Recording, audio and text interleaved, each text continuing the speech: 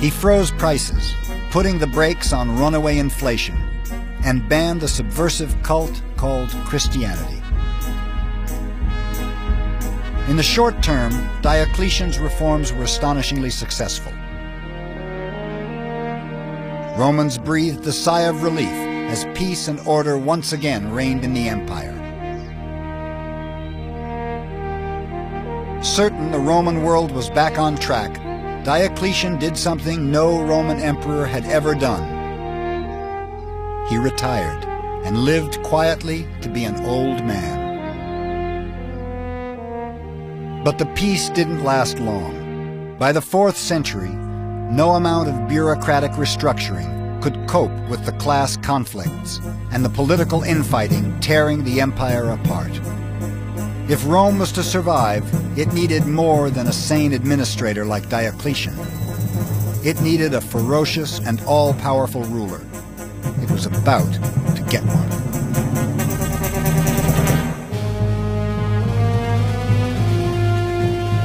On October 26, 312 AD, rival Roman armies massed outside the city, waiting to do battle.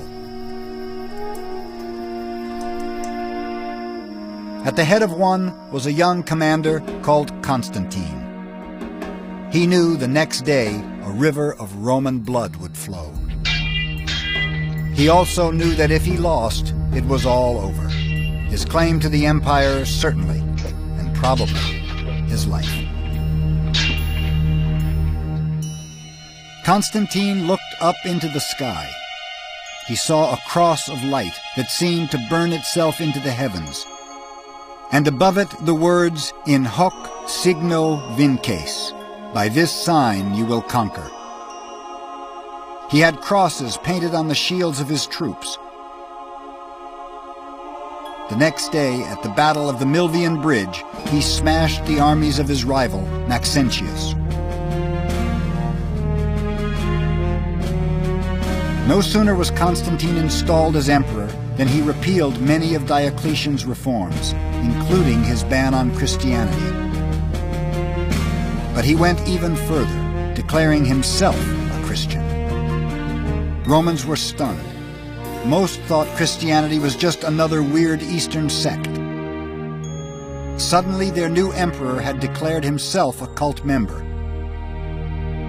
They thought they had another lunatic on their hands. They didn't.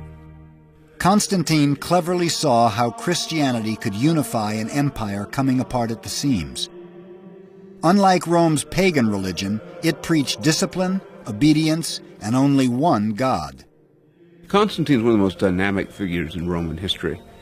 He presented himself as a new Moses, leading his people to a promised land. But I think he saw himself being guided by the hand of a God. And after all, it's one God who's in charge. Just as there's one emperor who's going to be in charge. We're getting rid of this old system of multiple emperors under Diocletian and going back to the system where one man is calling the shots. Christianity resonates with Constantine's view of himself. Under Constantine, Roman unity was reborn, but there wasn't much that was Roman about it. Constantine grew up in the Balkans in Eastern Europe and the imperial city of Trier, Germany. He had no liking for Rome and recognized it had become strategically irrelevant. All the important conflicts in the empire were now along the frontiers to the east and north. So he moved the empire's capital to the ancient city of Byzantium and renamed it after himself, Constantinople. The foundation of Constantinople is, I think, one of the most important moments in the history of the Roman Empire. It's the foundation of New Rome, to use Constantine's name for the city. It marks a political, a cultural, and an economic shift from Italy to the Balkans. The Roman Empire now will be centered not in the west, but in the east. Constantine abandoned the traditional trappings of a Roman emperor and ruled like an oriental sultan from his palace in modern Turkey. His power was absolute. His piety, and some say his vanity, knew no bounds. Pagans were a little more doubtful about Constantine's piety.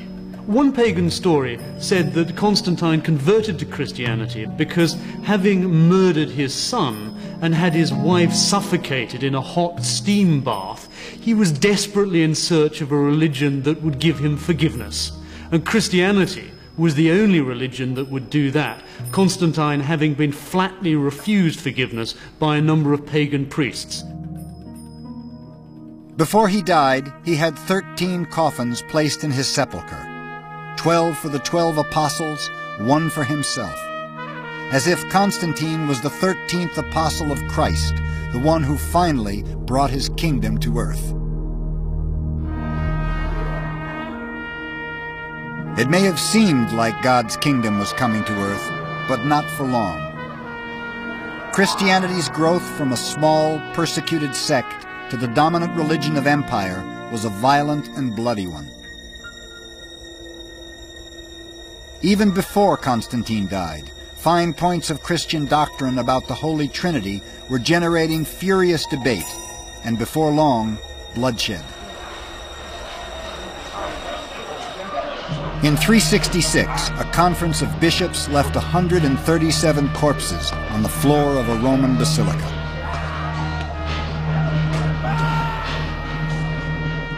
The 4th century was marked by bitter divisions of belief between bishops. And they fought with every weapon they could. They used state forces to expel some people from the church. What's remarkable about Christianity is the degree to which Christian leaders thought that their religion could encompass only a single orthodoxy. The very persons who ought to display brotherly love are violently estranged from one another. It's disgraceful, positively sickening. Bishop Chrestus. By the end of the century, there were over 60 official decrees outlawing different heretical beliefs. Before long, there were attempts to ban all non-Christians from public office. Synagogues were burnt. Pagans observed the growth of Christianity with alarm. Their Rome had been ruthless in punishing people's actions, but unconcerned about their beliefs. That sort of tolerance was now a thing of the past. Have a care. Even wild beasts are not as ferocious as these Christians in their hatred of one another. Ammianus. But not all Christians were engaged in theological feuding. In 423, outside the town of Antioch in Syria, a man called Simeon climbed up a pillar. He stayed there for 30 years, scorched by the sun, kneeling, singing, and suffering. 100 years earlier, everyone would have assumed he was a madman. He would have been arrested or ignored. Not now. In this new Christian Rome, suffering was the mark of holiness. Educated Romans gave up comfortable lives to go and live in the desert. In 375, Saint Jerome was one of many who chose to renounce everything, retire to the Holy Land, and mortify the flesh. Tears and groans were every day my portion. Whenever I felt sleep overcoming me, I bruised my restless bones against the bare earth. My only companions were scorpions and beasts. My face was pale with fasting. But though my limbs were cold as ice, my mind was burning with desire, and the fires of lust kept bubbling up before me, even when my flesh was as good as dead. Jerome.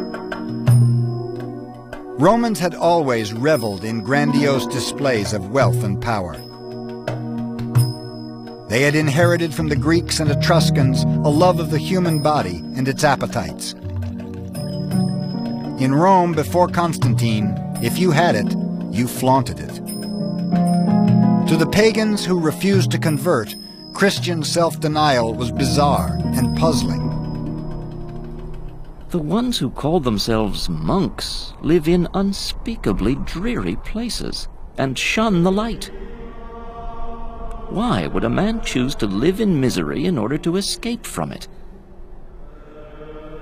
They seem to be afraid of everything, particularly what is good and pleasurable. The reasoning behind all this seems completely insane, and I find it utterly incomprehensible. Rutilius. Despite the rigors of Christianity, as the 4th century